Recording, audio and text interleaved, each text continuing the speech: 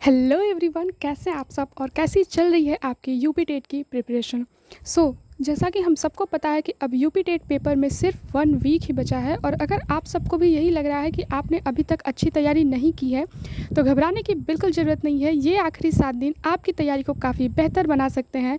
बस ज़रूरत है तो हमें सही स्ट्रैटेजी की और उसके साथ पढ़ने की। आज की इस वीडियो में मैं बात करने वाली हूँ कि आपको अब आगे क्या करना है, इन 7 दिनों में आपको क्या करना है और क्या नहीं करना है, किन चीज़ों पर ध्यान देना है और किन चीज़ों को अवॉइड करना है। सबसे पहले बात करते हैं, नया पढ़ना बिल्कुल भी बंद कर दीजिए। आपको क्या अवॉइड करना है, कोई भी नई चीज़ें आपको अब नहीं पढ़नी है, कोई भी नया टॉपिक या नया जो भी आपको वीडियोस मिल रहे हैं। हाँ, मुझे पता है ऐसा होता है कि जब हमारी तैयारी थोड़ी सी भी कम होती है तो हम जब ओपन करते हैं वीडियोस देखना, यूट्यूब पे जाते हैं तो वहाँ कुछ ना कुछ ऐसे वीडियोस मिलते हैं जैसे कि हमें लगता है कि हमें वो वीडियोस अगर हम ले लेंगे तो थोड़ा हमारा स्टडी और इम्प्रूव हो जाएगा, हम थोड़ी सी और अच्छी चीज़ें जान लेंगे। बट अगर रियल में देखें तो ऐसा बिल्कुल भी नहीं होता है और क्या होता है कि हमारी चीज़ें और भी ख़राब होती जाती हैं बिकॉज़ उस वीडियोज़ में कुछ एक्स्ट्रा क्वेश्चन या कुछ ऐसे चीज़ें देख के ऐसा लगता है कि हमारी तैयारी बिल्कुल भी नहीं हुई है। ये नेगेटिव इफ़ेक्ट पड़ता है हमारे माइंड पे, हमें खुद को ही ऐसा लगने लगता है कि हमने अब तक कोई भी प्रिपरेशन नहीं की है। तो आपको न्यू वीडियोज़ बिल्कुल भी नहीं लेनी है। आप जहाँ से अब तक प्रिपरेशन कर रहे हो आप उनके वीडियोज़ देख सकते हो, क्वेश्चन प्रैक्टिस कर सकते हो। और अगर बेटर है मेरी माने आप लोग तो अब वीडियोज़ लेना भी बंद कर दीजिए। हाँ, अगर आपकी प्रिपरेशन अच्छी हो रही है या नहीं हुई है, नहीं भी हुई है तो भी आप सिर्फ़ और सिर्फ सब्जेक्ट के मैराथन लीजिए। मैराथन लेके आपको सारे सिलेबस भी उसमें पता चल जाएंगे, कैसे क्वेश्चन आते हैं और कैसे क्वेश्चन आपको करने हैं उस हिसाब से। और अब पूरे सिलेबस को ख़त्म करने के पीछे बिल्कुल मत भागिए, जो टॉपिक बार बार पूछे जाते हैं उन्हीं पर ज़्यादा फोकस कीजिए। आपका बिल्कुल हो जाएगा। अगर आपको ज़रूरत पड़ रही है तो आप बिल्कुल सारे सब्जेक्ट के मैराथन ले लीजिए ताकि आपको ये समझ में आ जाए कि किस टाइप के क्वेश्चन पूछे जा रहे हैं।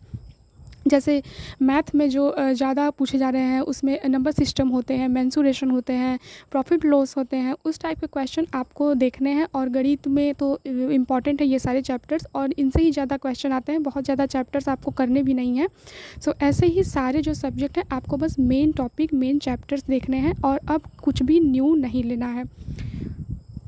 एंड और करना क्या है आपको, तो सेकंड चीज़ है कि आपको बहुत ज़्यादा जो इम्पॉर्टेंट है इस समय कि अब आप लोग को क्या करना है, वो आप लोग को रिवीजन करना है।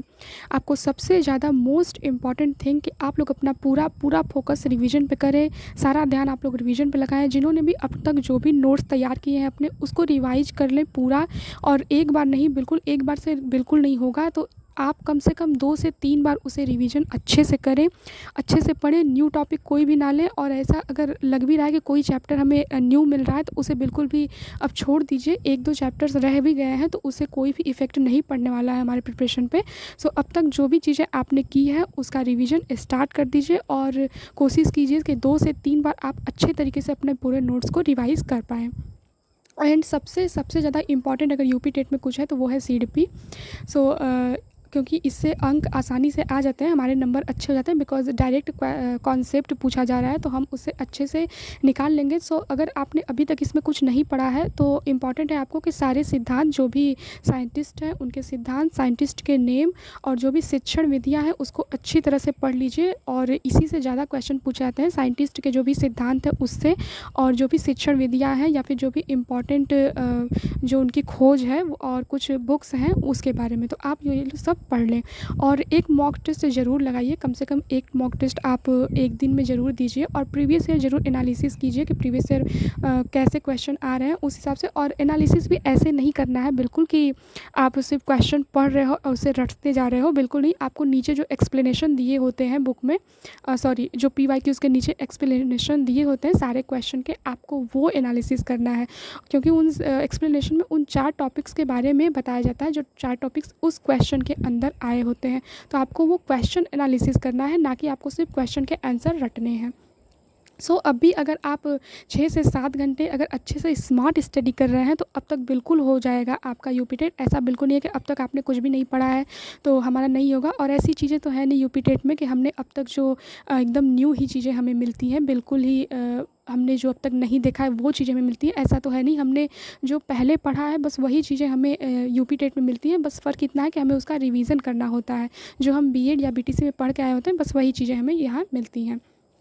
सो दोस्तों अभी भी समय है, जो हम अपना टाइम इधर उधर वेस्ट कर रहे हैं फालतू चीज़ें देखकर, उसका जो भी सही टाइम है हम अपने स्टडी पे लगा दें तो हो सकता है कि हमारा अभी भी बहुत ही ज़्यादा प्रिपरेशन हो जाए अपने तरीके से।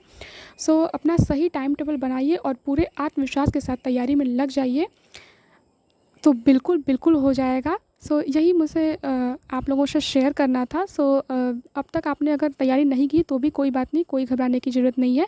अब भी आप अगर सही स्ट्रैटेजी से पढ़ रहे हैं तो वो यूपी टेट निकल जाएगा। सो आज की वीडियो में बस इतना ही, मिलते हैं नेक्स्ट वीडियो में नेक्स्ट टॉपिक के साथ। तब तक के लिए tata bye bye, take care.